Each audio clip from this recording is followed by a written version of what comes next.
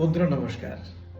আজ আলোচনা করব শীতকালের একটা অত্যন্ত কমন সমস্যা অথচ বিরক্তিকর সমস্যা, অর্থাৎ হাতে পায়ে তালুতে প্রচন্ড ঘাম হওয়া, মাঝে মাঝে সেখান থেকে দুর্গন্ধ বেরোয়, অথবা তাও যদি না বেরোয় লেখাপড়া করতে গিয়ে হাতে কাগজ ভিজে যাচ্ছে এবং বাসে ট্রামে চললে মানুষ দেখছে পায়ে ঘাম হচ্ছে, বাড়িতে মোজায় গন্ধ হচ্ছে, অথচ চিকিৎসার মাধ্যমে এর সমাধান পাওয়া যায়। এই রোগটাকে বিজ্ঞানের ভাষায় বলা হয় প্লান্টার পামার হাইপার হাইড্রোসিস। খুব কঠিন নাম, কিন্তু চিকিৎসা এবং পদ্ধতিটা অত্যন্ত সহজ।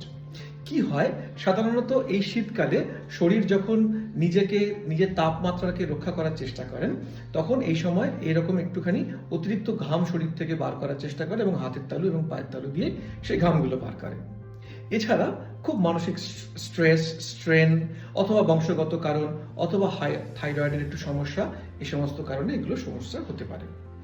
ঘরোয়া কিছু পদ্ধতি: হাতে ট্যালকাম পাউডার লাগান, ভালো করে বারবার করে হাতটা কাপড় দিয়ে মুছে নিন, চটচটে যে সমস্ত গ্লু লাইক ক্রিমগুলো রয়েছে সেগুলো একটু কম ব্যবহার করুন। হোমিওপ্যাথিক ওষুধ হিসেবে বলতে পারি সাইলেশিয়া এর খুব ভালো একটা ওষুধ। শীতকালে হাত পায়ে কোল্ড পার্সপিরেশন এবং কোনো গন্ধ নেই, দুর্গন্ধ নেই, সেক্ষেত্রে সাইলেশিয়া খুব ভালো ওষুধ। পেট্রোলিয়ামের ক্ষেত্রে অত্যন্ত দুর্গন্ধ থাকে এবং হাতে পায়ে জ্বালা থাকে। পেট্রোলিয়ামের ক্ষেত্রে হাতে পায়ে জ্বালাটা থাকে না, কিন্তু দুর্গন্ধযুক্ত এরকম ঘাম আসে। এছাড়াও ক্যালকেরিয়া কার্ড, ন্যাট্রামিউর খুব ভালো ওষুধ।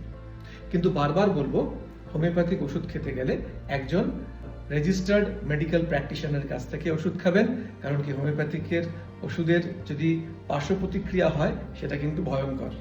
ফলে সুস্থ থাকুন। এরকম সুন্দর সুন্দর ইনফরমেটিভ তথ্য পাওয়ার জন্য আমার চ্যানেলটিকে সাবস্ক্রাইব করতে পারেন, লাইক করতে পারেন, বন্ধু বান্ধবের সঙ্গে শেয়ার করতে পারেন। আমার সঙ্গে যুক্ত থাকুন। নমস্কার, ধন্যবাদ।